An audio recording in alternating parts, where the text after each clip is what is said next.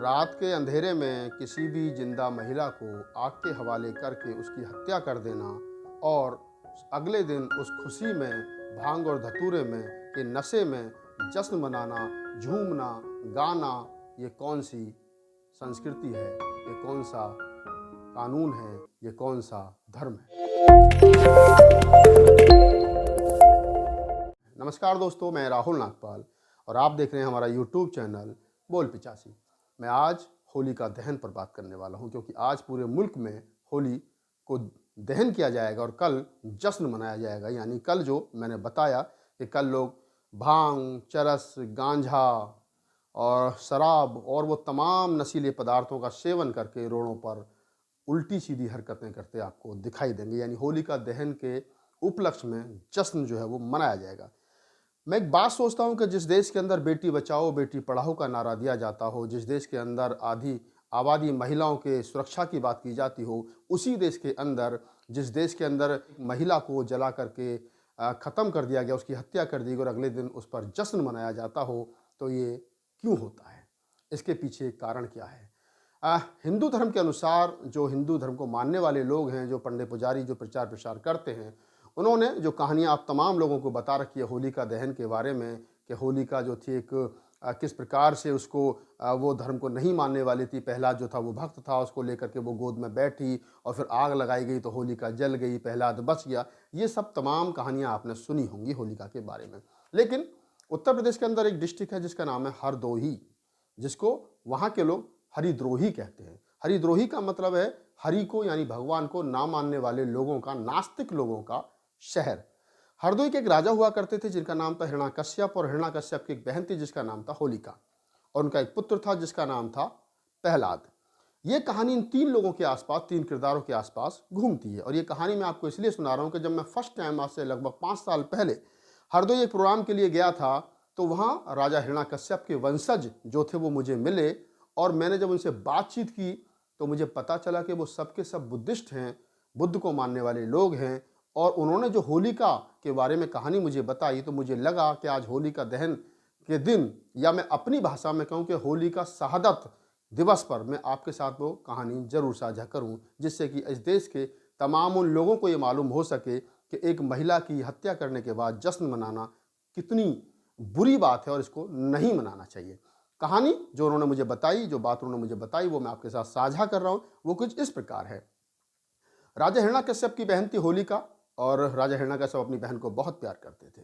राजा हिरण्याकश्यप का एक पुत्र था प्रहलाद, वो पुत्र को भी बहुत प्यार करते थे। लेकिन पुत्र कुछ आसपास के जो लोग थे, राजमहल के आसपास के जो लोग थे, उनमें राज में जो रहने वाले लोग थे, जो हिंदू मान्यताओं के लोग थे, उन्होंने उस प्रहलाद को भक्ति काल की बातें सुनानी शुरू करी। उन्होंने कहा कि तेरा बाप तो पागल है, तेरा पिता पागल है, वो भगवान को नहीं मानता है, बिना भगवान के माने तो आदमी स्वर्ग में नहीं जा सकता है। और कुल मिला के प्रहलाद को हिंदू धर्म के कर्म कांडों में फंसाने की कोशिश की गई और उसको शिव का भक्त बनाने की कोशिश की गई। और जब उसको शिव का भक्त बनाने की कोशिश की गई तो उसको भांग, चरस, गांजा, तमाम वो नशीले पदार्थ प्रहलाद को सेवन करने के लिए दिए जाने लगे। इसके चलते प्रहलाद अपने दोस्तों के साथ रात भर घर से गायब रहता था, जिसको लेकर के उसकी बुआ होलिका बड़ी चिंतित रहती थी, क्योंकि भतीजे और बुआ का अक्सर आपने देखा होगा गांव देहात में बहुत प्यार होता है। भैया से ज़्यादा भतीजा प्यारा होता है। हमारे पश्चिम में ये बात तो कही भी जाती है।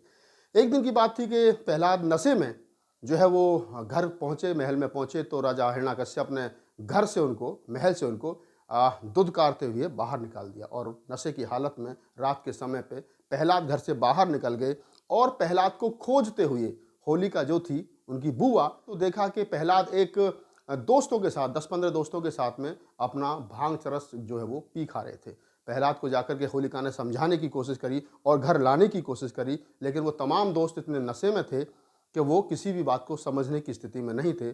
वहीं पर होलिका को उन लोगों ने बलात्कार किया, और जब ये उनको होश हुआ कि हमने राजा की बहन के साथ बलात्कार कर दिया, राजा को पता चलेगा तो राजा हमें सूली चढ़ा देगा। इसके चलते उन लोगों ने लकड़ियाँ इकट्ठी करी और होलिका के हाथ पैर बांध करके उसको जिंदा जला दिया। और जिंदा जला दिया, होलिका जल गई, उसकी डेथ हो गई, उसकी मौत हो गई। अगले दिन जो होलिका की मिट्टी थी, जो राख बन चुकी थी, राजा खोजेगा, अपनी बहन को खोजेगा और उसे पता चलेगा कि हमने उसकी बहन के साथ बलात्कार करके उसकी हत्या कर दी, तो राजा हमको फिर सूली चढ़ा देगा। तो उन्होंने फिर धाम भांग के अफीम के, चरस के, गांजे के नशे में उस धूल को उड़ाना शुरू किया अगले दिन, यानी उससे वो फिर खेलने लगे, नाचने लगे, कूदने लगे। यानी पहले एक महिला के साथ बलात्कार, उसके बाद में उसको जिंदा जला दिया गया और अगले दिन उसकी धूल को उड़ा करके जश्न मनाया गया। ठीक इसी प्रकार जिस प्रकार आज पहले होली जलाई जाती है, लकड़ियाँ जलाई जाती हैं और शहरों में तो उस पर होली की फ़ोटो भी चिपकाई जाती है और अगले दिन फिर धुलेंडी यानी गुलाल उड़ाया जाता है और ये उसी के आसपास सारी कहानी घूमती है। तो जिन लोगों ने अपराध किया, जो लोग अपराधी थे होलिका का, जिन्होंने कत्ल किया, जिन्होंने बलात्कार किया, जिनको सजा होनी चाहिए थी, उनको सजा नहीं हुई, बल्कि उनको सम्मानित किया गया और होलिका को हर साल जलाया जाने लगा। और जिन लोगों ने होलिका को जलाया, जिन लोगों ने होलिका के साथ बलात्कार किया, वो खुले घूमते रहे। ठीक उसी प्रकार मैं एक कहानी यहाँ और जोड़ देता हूँ। वो इस प्रकार जोड़ देता हूँ कि मनीषा वाल्मीकि हत्याकांड जो हाथरस में हुआ, जो मनीषा के साथ हुआ वो तमाम मुल्क को पता है और उसने मरते वक्त कहा कि मेरे साथ 3-4 लोगों ने बलात्कार किया है और इन्होंने मेरी पिटाई की। के बाद उसकी डेथ हो गई और डेथ होने के बाद में अब आपने देखा होगा, डेथ होने के बाद में फिर आपने देखा कि किस प्रकार से मनीषा वाल्मीकि को ठीक होलिका की तरह रात के अंधेरे में पेट्रोल छिड़क करके जला दिया गया। घर वालों को उसका दाह संस्कार तक नहीं करने दिया गया और फिर जब कोर्ट का मामला आया तो कोर्ट में 3 लोगों को बरी कर दिया गया और एक को हल्की सी धाराओं में उम्र कैद की सजा सुनाते हुए कहा कि गैर इरादतन हत्या है। यानी कोर्ट ये कह रहा है कि जो मृतक लड़की है उसकी जो अंतिम स्टेटमेंट है वो भी झूठी है, जबकि हमेशा कानून ये कहता है कि मरने वाले की अंतिम स्टेटमेंट कभी झुटलाई नहीं जा सकती। तो आप समझिए कि जो समय होलिका के समय पर था वही समय योगी राज में भी चल रहा है। तो ऐसा नहीं है कि ये पहले होलिका के साथ हुआ था, अभी भी मनीषा वाल्मीकि के साथ सेम घटना मुल्क भर में घटी है और अब 3 लोगों के बरी होने पर लोग जश्न मना रहे हैं। तो आप समझिए कि क्या इस देश के SC ST OBC माइनॉरिटी को होलिका मनानी चाहिए, होली मनानी चाहिए, होलिका का जश्न जो है वो मनाना चाहिए। अगर आपको लगता है कि आपको होली नहीं मनानी चाहिए तो अपने अपने जो फेसबुक यूजर हैं, जो सोशल मीडिया पर हैं, उनको इसका बहिष्कार करना चाहिए और आज के दिन अपनी बहन बेटियों को घर से बाहर नहीं जाने देना चाहिए, खुद भी घर में रहना चाहिए और हाथ जोड़ करके कहना चाहिए कि आज के दिन हमारी बहन के साथ में बलात्कार करके उसकी हत्या कर दी गई थी और तुम उस खुशी में ये जश्न मनाते हो, होलिका का वध करके जश्न मनाते हो। हम इसको होलिका दहन नहीं, होलिका शहादत दिवस के रूप में मनाते हैं। तभी तो मैं कहता हूं कि हमारे देश को, हमारे समाज को और ख़ास तौर से जो उस देश का SC ST OBC माइनॉरिटी दलित बहुजन समाज है उसको चाहिए कि वो होलिका जैसी बेटियां नहीं,